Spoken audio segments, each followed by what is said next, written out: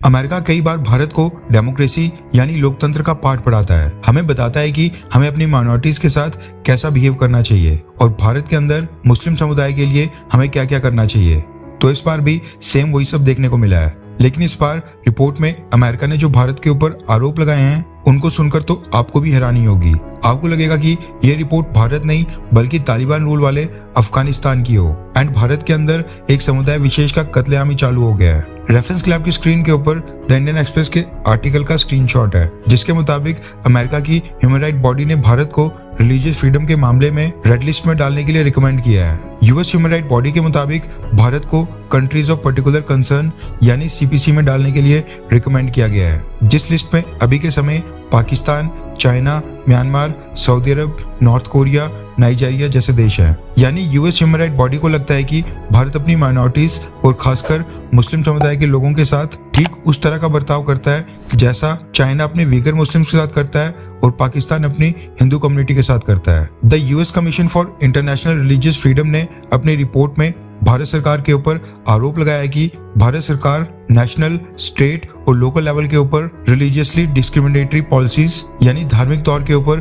भेदभावपूर्ण पॉलिसीज को बढ़ावा दे रही है और उनको जबरन जोर जबरदस्ती से लागू कर रही है। धर्म परिवर्तन को निशाना बनाया जा रहा है और भारत के अंदर अलग अलग धर्म में शादी करने, हिजाब और गाय की हत्या को लेकर जो लॉज लाए जा रहे हैं वो मुस्लिम, सिख, क्रिश्चियंस, दलित्स और आदिवासी कम्युनिटी के लोगों को टारगेट करने के लिए लाए जा रहे हैं। एंड जो लोग इनके खिलाफ आवाज उठाते हैं, भारत की नेशनल गवर्नमेंट यानी कि मोदी सरकार उनको हरास करती है, उनके ऊपर सर्विलांस शुरू करती है यानी उनकी जासूसी करवाती है, उनकी प्रॉपर्टी को तोड़ा जाता है और यूएपीए यानी अनलॉफुल एक्टिविटीज प्रिवेंशन एक्ट लगाकर उनको टारगेट किया जाता है। इसके साथ ही यूएस की एजेंसी ने मोदी सरकार के ऊपर ये भी आरोप लगाए कि भारत के अंदर जो एनजीओ काम कर रहे हैं उनके ऊपर जानबूझकर फॉरेन कंट्रीब्यूशन रेगुलेशन एक्ट लगाकर उनको टारगेट किया जा रहा है। यानी इनके मुताबिक भारत सरकार एनजीओ से ये भी नहीं पूछे कि कौन से देश से कितनी फंडिंग आ रही है और भारत के अंदर उनका इस्तेमाल किन किन कामों के लिए हो रहा है। और जो अतीक अहमद जैसे गुंडे बदमाशों के घर तोड़े जा रहे हैं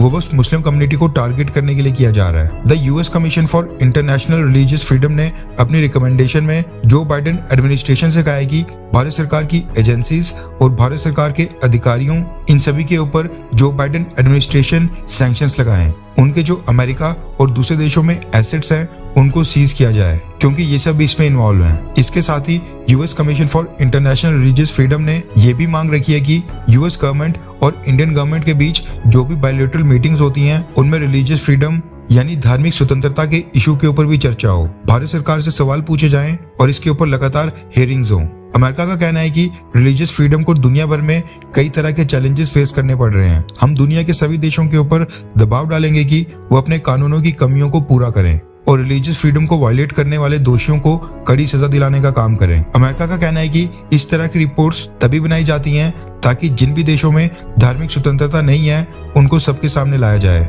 हम इस दिशा में सभी सरकारों, सिविल सोसाइटीज और रिलीजियस कम्युनिटीज के साथ मिलकर काम करने के लिए पूरी तरह से रेडी हैं। ये तो पक्का है कि Joe Biden administration US Commission for International Religious freedom की रिकमेंडेशन को बिल्कुल नहीं मानेगा। लेकिन जब इस तरह की रिपोर्ट्स दुनिया भर में फैलती हैं, लाखों करोड़ों यूजर्स जब ये रिपोर्ट्स पढ़ते हैं वो भारत के बारे में गलत राय बना लेते हैं। ऐसे में इस तरह की रिपोर्ट्स भारत की इमेज को काफी डैमेज करती हैं। खैर, आपको क्या लगता है कि इस तरह की रिपोर्ट्स को रोकने के लिए भारत को क्या क्या करना चाहिए? क्या भारतीय सरकार को भी अमेरिका के अंदर जो फायरिंग इंसिडेंट्स इन दिनों काफी ज्यादा बढ़ रहे हैं, वहां पर रोज आए दिन लोग मारे जा रहे हैं, क्या हमें भी उसके ऊपर एक रिपोर्ट जारी करनी चाहिए? हाँ या फिर ना?